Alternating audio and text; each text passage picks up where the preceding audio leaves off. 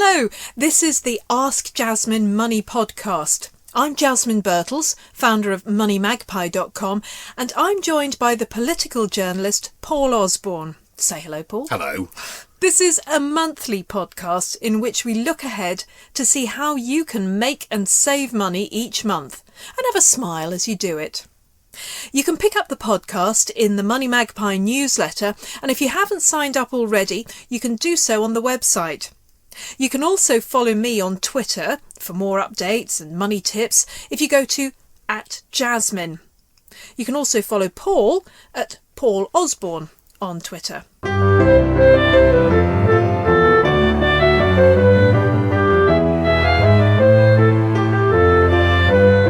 It's December, the nights are drawing in, it's cold, and you may have noticed too, although it's so subtly done it can easily pass you by, that Christmas is coming. Are you looking forward to it? Kind of. It's one of the rare positives that's come out of the recession over the last few years, is that people are a lot less keen on having Christmas rammed down their throats in September. Oh, true, yeah. So I think there was a slight kind of tailing off of people hassling you and waving bits of tinsel at you as soon as the summer holidays had finished. Yeah. Whereas now they tend to wait until usually sort of Halloween stuff gets taken away, Christmas stuff gets put in. But even so, I have an issue when I come home and put the television on, you know, at the end of November, and there are 4 back-to-back Christmas films on television, usually about, you know, Santa. returns to their childhood town. Santa's daughter returns to a small American town and finds love. It's like, firstly, I don't ever want to watch that, but secondly, I don't want to see anything Christmassy until it's Christmas, and it's Christmas when I'm not working. It's Christmas when I'm at home with a drink on the sofa at 3 o'clock in the afternoon, picking through a tin of chocolates, watching a terrible film. Have a break, have a rest, order a massive truck full of food, and just sit there quietly. But fester. And fester. Yeah. It's not so much festive as festering. This must be true because I heard it, I got it in a press release. Apparently, 1 in 5 British people hate Christmas. And I saw this figure and I thought, surely it's more like 50%. There are elements of it that I like, but there's so much that I don't. All the run up to it, the money aspect, it's a mixture of sort of Yule and Mammon, really. Do you think that that's true, or do you think it is more than 1 in 5 really basically hate Christmas? I think probably 1 in 5 hate it. Maybe another 1 in 5 to 2 in 5 are at best kind of agnostic about it. And then you get the people who you see on these documentaries who, you know, celebrate Christmas every day and have a mince pie for breakfast in the middle of April and this kind of thing. You have this vision, this picture of how something should be. It's the same with relationships, with families, with holidays. You have this big picture, and it's so much worse now that you can even have interactive videos and all this sort of thing telling you this is what it should be like. There's this sort of disconnect between what it should be and what it actually is. It just causes such unnecessary misery. I mean, we're not really selling Christmas, are we? We're suggesting that it's something you have to get through. A doom-laden, disastrous holiday that purposely designed to make your life as difficult as possible, ruin your relationships, destroy your finances. I mean, we should remember quite a lot of people do quite enjoy Christmas. Oh, they really do. I mean, as you say, every year there's at least one story of Jim in Huddersfield who loves Christmas dinner so much he has it every day of the year. Christmas carols. I do like Christmas carols. I'm really sick of Christmas songs, has to be said. There are loads of good Christmas songs. I have to say, I'm just working on now to send to my in-laws on the other side of the world a CD of Christmas songs, alternative Christmas songs. There are lots of really good. If you have like Spotify or Apple Music or anything like that, go and look up sort of indie Christmas songs. There are much better ones than, you know, Roy Wood and Wizard. You don't have to listen to Slade 27 times a day. There are much better songs than that you can listen to. I've definitely read somewhere Noddy Holder saying that Now Here It Is, Merry Christmas is his pension. Yeah. And it is, isn't it? I mean, he has an absolute sure thing there. Every single December it's going to be played all over the place ad nauseam. I usually buy a tree that's far bigger than it needs to be. Yeah. I like being able to sort of pick through online supermarkets and buy as much ludicrous food that I wouldn't normally have as possible, though I've actually reined in the turkey this year to a reasonable size. Hey, why not go for a walk? Go crazy. Yeah. And we have discovered our local pub is open on Christmas Day, so we might, just look in and say hello. You mentioned about taking your little holiday.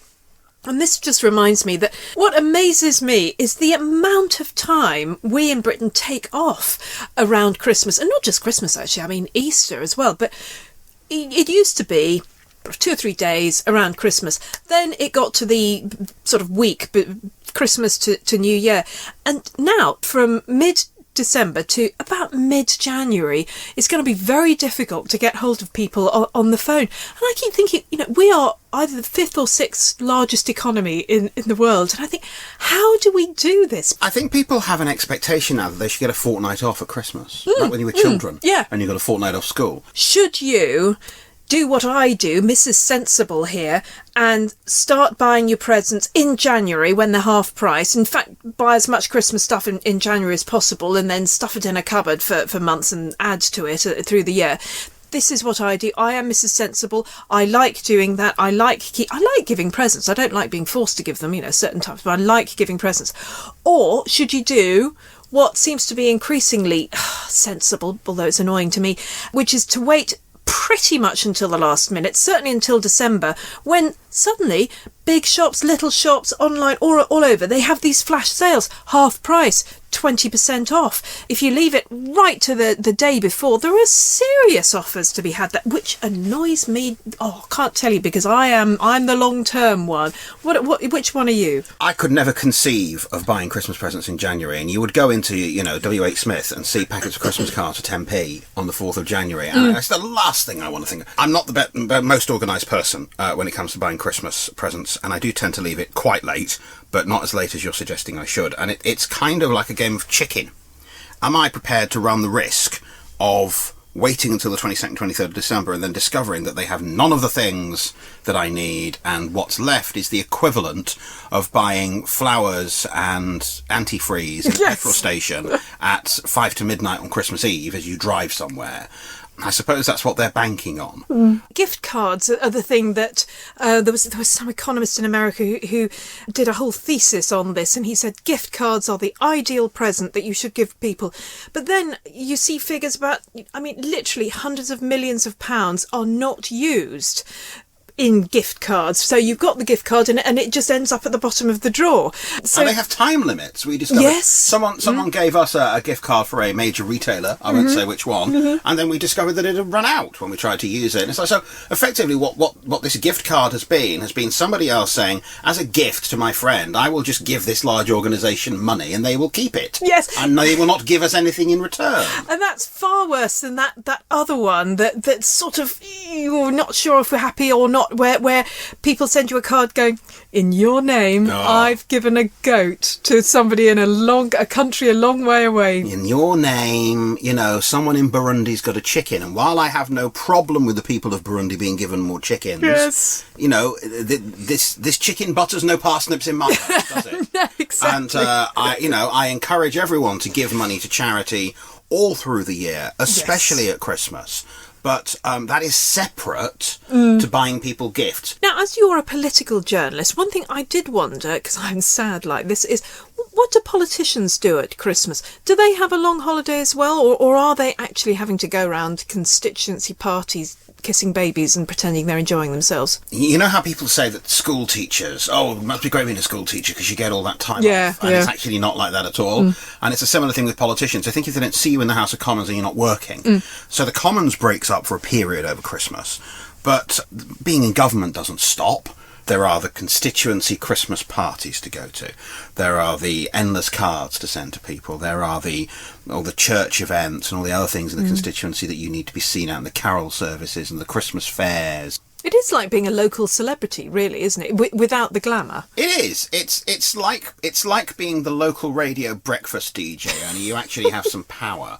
Do you think there would ever be a time when the government could say, we will not have any Christmas kind of stuff until the 1st of December? Do you think that could ever happen?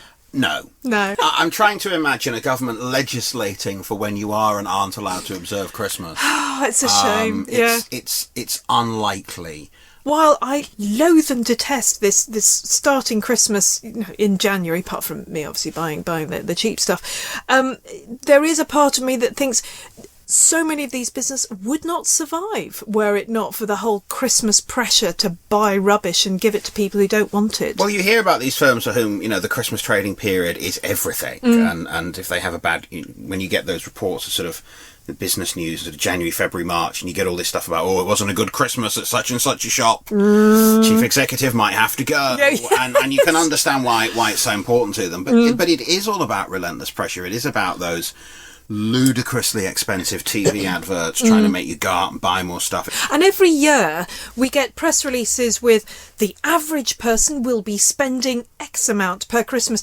And it varies from about £340 per person to about £700, depending on who's done the research and how they've done it. And each year, I get asked, how can people afford this? And each time I say, most people can't. We get ourselves into debt. I can't. I spend a lot of time going around going, stop spending, do what I do. If you have to, do it in January, but don't do it. And I would like, even though, I'm bothered about business, I would love it if more and more people together just, held firm and said, no, I'm not going to spend my life savings on some Christmas, as you say, stuff that's going to be put in a box on a shelf for goodness knows how long. Pencils, paper at the ready. Let's do a sort of a quick checklist. What are maybe the 5 things people could do to do this a bit cheaper? Well, I think, firstly, stand back. The big thing, I think people should talk to each other, talk to family, talk to friends, and say, you're really not keen on overdoing it at Christmas. You've got other priorities, or you are struggling, and it's, actually getting through the days is hard enough rather than putting yourself into stupid debt over Christmas. Can we all agree we're not going to spend so much this Christmas? And honestly, I do think that most people talking to most of their family and friends will find that most of their family and friends will go, oh, phew, thank goodness you've said that, because actually I've been really struggling. And it would be lovely if would you mind if we just do a secret Santa where, we all get together and we only get one present for one person, and so everybody gets one nice present. Number 2, I believe in doing things over the year, just doing it gradually. I don't agree with those those Christmas hamper companies. Yes. Don't like them. They're unnecessary. Apart from anything else, their money's not covered, as we found out in recent years. If they go bust, you lose your money.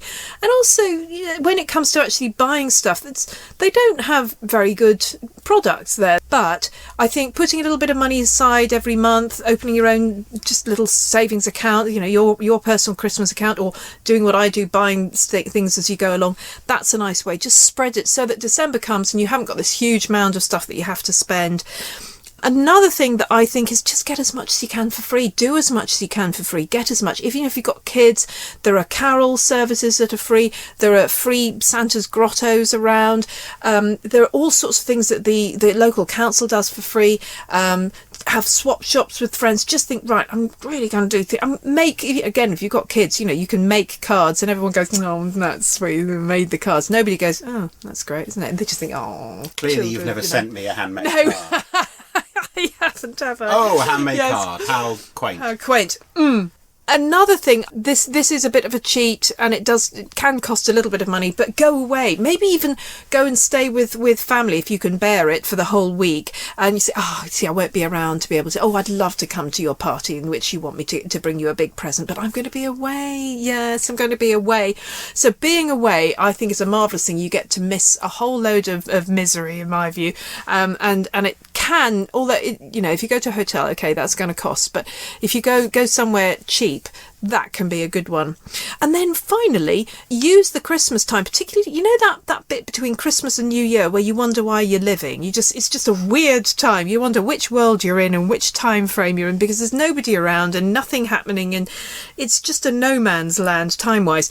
Use that time to sort your life out. Instead of sitting watching just horrendous old stuff on TV, just say to yourself, right, I'm going to make some money in this time. I'm going to go through all my statements. I'm going to sort myself. I'm going to feel so good about myself. In fact, I'm going to get a load of stuff that I will then later on sell on eBay.